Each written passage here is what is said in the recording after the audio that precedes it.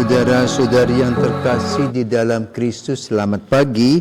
Salam jumpa lagi dalam Sabda Siap Saji, Sabtu 4 Oktober 2025, peringatan Santo Fransiskus dari Assisi.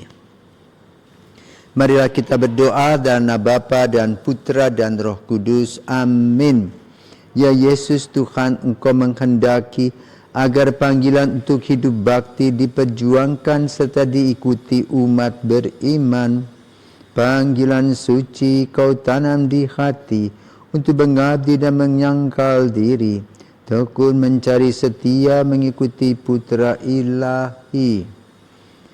Ditinggalkannya milik harta benda agar dibina cinta yang sempurna. Mati seluruhnya dipersembahkannya kepada Bapa. Dimuliakanlah Bapa Maha Murah bersama Putra Penebus dunia, Roh Kudus pula penghibur gereja selama-lamanya. Allah pembela kaum fakir miskin, Santo Fransiskus Assisi menjadi miskin dan hina dina seperti Kristus. Semoga kami mengikuti langkahnya dan dengan gembira mengabdi Putramu, supaya kami tetap bersatu dengan Dikau dan bersukaria dalam cinta kasih-Mu. Demi Yesus Kristus Putramu dan pengantara kami yang hidup dan berkuasa bersama Bapa dalam persekutuan Roh Kudus sepanjang segala masa. Amin. Tuhan bersamamu dan bersama rohmu. Inilah Injil Yesus Kristus menurut Lukas. Dimuliakanlah Tuhan. Pada waktu itu ke-70 murid Yesus kembali dari perutusannya dengan gembira dan berkata, Tuhan, setan-setan pun takluk kepada kami demi nama-Mu. Lalu kata Yesus kepada mereka, Aku melihat iblis jatuh seperti kilat dan langit. Sesungguhnya Aku telah memberi kalian kuasa untuk menginjak-injak ular dan kalajengking, dan kuasa untuk menahan kekuatan musuh, sehingga tiada yang dapat membahayakan kalian. Namun demikian janganlah bersukacita karena roh-roh itu takluk kepadamu, tetapi bersukacitalah karena namamu terdaftar di surga. Pada waktu itu juga bergembiralah Yesus dalam Roh Kudus dan berkata, Aku bersyukur kepadamu ya Bapa, Tuhan langit dan bumi, karena semuanya itu Kau sembunyikan bagi orang bijak dan pandai, tetapi Kau nyatakan kepada orang kecil. Ya Bapa, itulah yang berkenan di hati-Mu.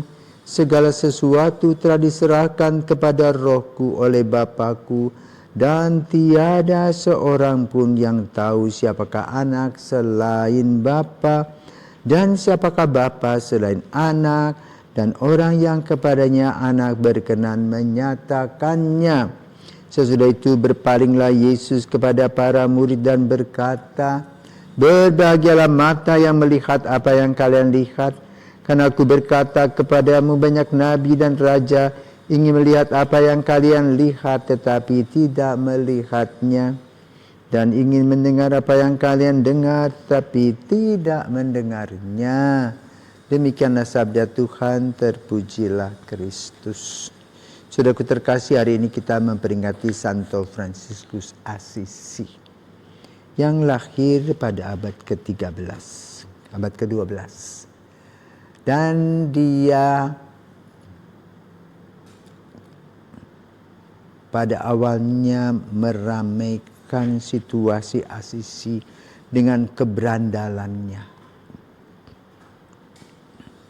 Punya cita-cita jadi tentara, perang kalah, masuk penjara, lalu pulang, dia mulai bertobat dan mulai merenungkan apa arti hidup.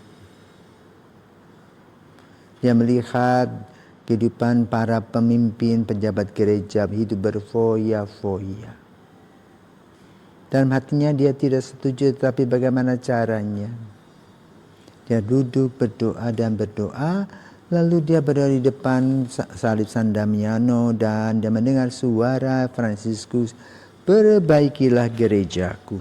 Awalnya dia pikir memperbaiki secara fisik, tetapi ternyata dia ditugaskan seperti para murid dalam Injil pada hari ini yang diutus 70 murid. Untuk apa? Mewartakan kabar gembira. Fransiskus juga diberikan tugas mewartakan kabar gembira melalui kehidupan kemiskinannya. Tidak melawan gereja, tapi mengayomi gereja dengan keteladannya seperti Kristus. Maka tanpa disadari, ya, ada perubahan dalam kehidupan menggereja. Para pejabat gereja sadar bahwa materi yang dimiliki, yang dialami hanyalah sarana selama kita hidup di sini, tetapi yang paling utama adalah mengolah hidup rohani. Maka ketika kita membaca kitab suci, para murid dengan sukacita mewartakan kepada Yesus, wah, kita diterima dengan baik, hasilnya luar biasa. Ada kesombongan rohani, dan Yesus berkata apa?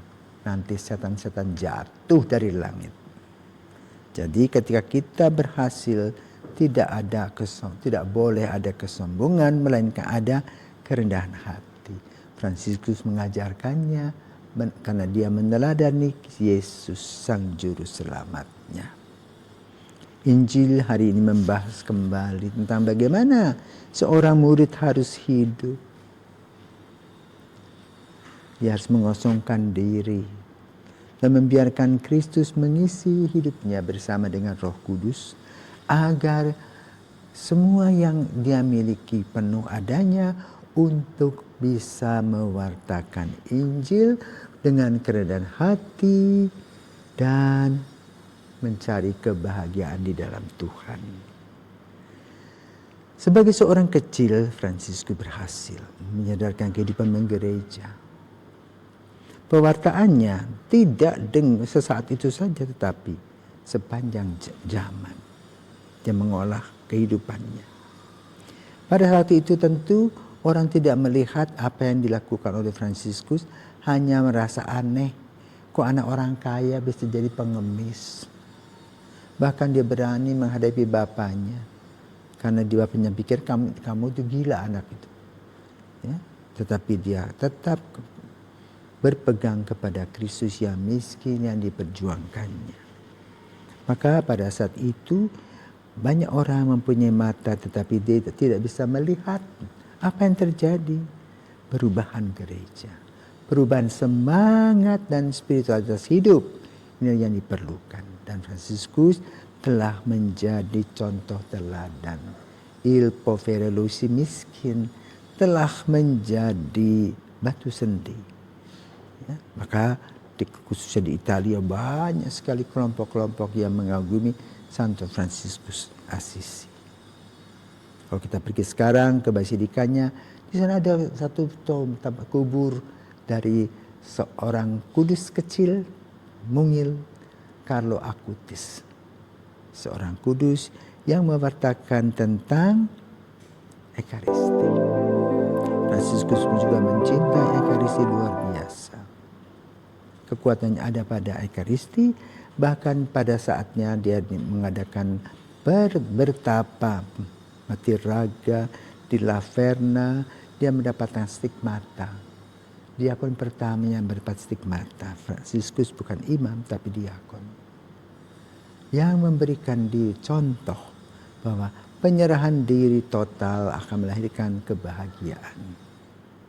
Stigmata yang didapatkan Fransiskus melahirkan sebuah lagu Gita Sang Surya. Sukacita di dalam Yesus. Maka mari saudaraku terkasih, kita berjalan mengikuti semangat Fransiskusnya miskin. Sebagaimana Yesus miskin datang sebagai manusia yang lahir di Bethlehem dan tidak menggunakan segala macam fasilitas, tetapi mengubah hati manusia menjadi hati yang bijaksana, penuh kasih. Dan itulah kebahagiaan. Tuhan memberkati. Santo Fransiskus Assisi, doakanlah kami